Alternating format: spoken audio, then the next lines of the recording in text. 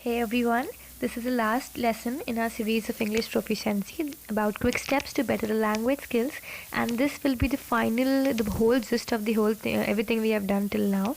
It will deal with how to memorize and maintain the English skills we have learned, and we will be telling you about some tips and tricks to do the same. Okay, this is presented by me, Palak Sharma.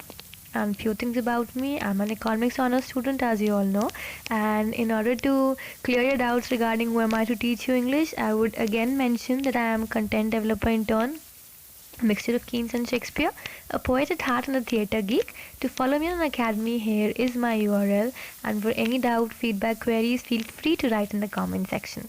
Never forget the 3 R's and the S: rate, review, recommend, and share the lessons, because remember, the more the merrier. Now, the first thing I would recommend all of you is to start thinking in English to develop your basics.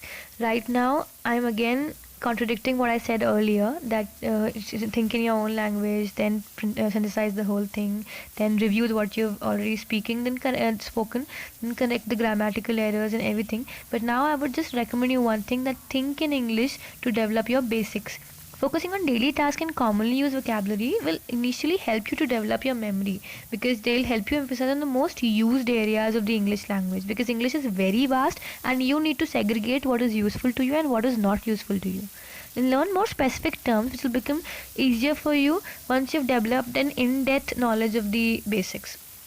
Trying to think in English will not only help you to recap the language that you have learned already, it will also help you to focus on the language that is more important in everyday life. It will help you concentrate on those parts which are literally important for you. Now, reading is the key. Reading is the most important aspect, because one of the best ways to learn new words is to read. Watching movies is a great way to learn pronunciation, but when the speed of the films it catches up, it becomes difficult to identify individual words, and you do not understand things then in movies and films. But reading, on the other hand, it allows you to learn about general meanings, and it helps you to learn word in any given context. So when you're reading, it's always easy to keep a learning diary in front of you and side by side, in which you can note down the new words you have learned, and it can be recorded and recapped at a later date whenever you want to revisit that word. Then use memory triggers. Use post-it notes or scraps of paper, or store words in your mobile phone for a change. They're a great way of triggering reminders, so that you can always, the words you're struggling to remember, you can always refer to them in these cases. The post-it notes are especially very useful, because if you stick them, the English word for something, a household item, on that item, then once you will start using it a handful of times, the repetition of reading and reciting will establish the English version in your mind, in the long term memory of your mind. Okay, then you watch subtitled movies to master pronunciation. Again, I'm contradicting what I said earlier. Although watching subtitled movies is not necessarily the best solution, but for specific meaning of words, there's an opportunity to establish and revise pronunciation outside of your lesson times. Okay, so while you're watching the movie, again be sure to keep a notepad nearby and try to jot down any words, write down any words or sayings that you do not understand. Then you can research later. Okay, but do not forget to research on them. Do not just leave them aside. You need to research on these words later.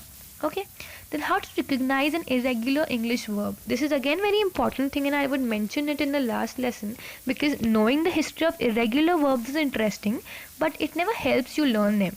So to study irregular verbs, first you should understand what regular verbs are. Okay, so regular verbs always follow the same pattern. Okay, they look the same in the past and are easy to form. Like you can always say send and sent. It's irregular. Okay, but in regular case you can say study and studied. You just needed to add an ed in the end, and it became a regular verb. Okay, in irregular verbs you don't follow any pattern. You can recognize them because they look so different in the past tense. Like go, it becomes went. Okay, we all remember went and go. Okay, it becomes the other case. The word entirely changes itself, so it becomes irregular verb. Regular verb, just add ed in the end, it becomes an ed verb, a regular verb.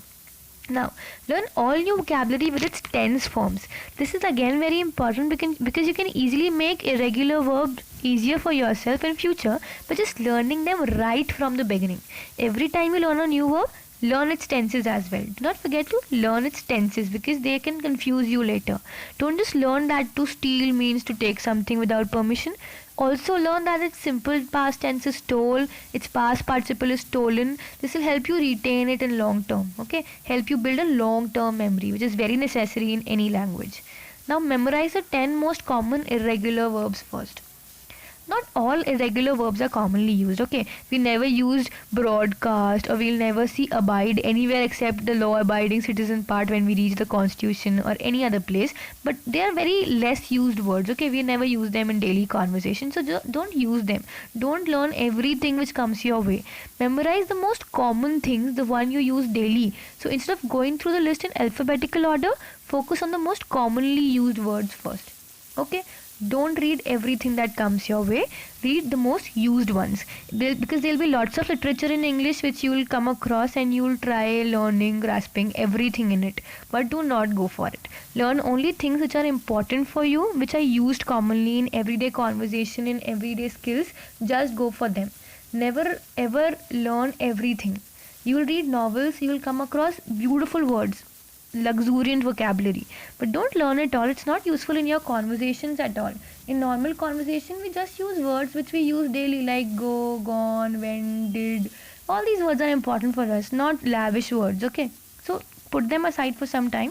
Once you are more than an amateur speaker, once you are more than a novice, you will learn to use them also. So initially, in the very starting phase, learn the 10 most common irregular verbs first. Do not go for things like broadcast and all those things which you are not going to use anywhere in near future. Then ask people to correct you. Nothing at all beats practicing. Okay, practicing always beats everything. Practicing is most important thing, but practicing correctly is very important too. Whenever you're speaking to an English speaker, ask them to correct you if you make a mistake when you speak. This is great, not just for irregular verb thing. It is important for everything. Everything you're going to speak in English, it will be helpful for you. And make sure you can accept their correction, okay, without getting upset or discouraged. Learn accepting your corrections. Remember that they are helping you in any case. They are helping you out. They are not doing any wrong by correcting you. They are not pointing out your problems. They are not criticizing you at all. They are just helping you to correct yourself. So ask people. Ask them that if I am saying something wrong, just correct me at that very instant so that I can understand things better. I can speak more elaborately, and I can speak more fluently from the next time onwards. So learn to correct your mistakes, learn to accept your mistakes first, and if and ever someone points out to you, learn accepting it as well. Learn that you are wrong. Do not get upset or do not get discouraged that I spoke, she told it was wrong, I'm so sorry for speaking that, and I'm in guilt now, I'm guilt-ridden, I'll never speak again in English, I'll not even touch a book in English ever again. No, don't be that douchebag. Learn your mistakes, learn from your mistakes, okay?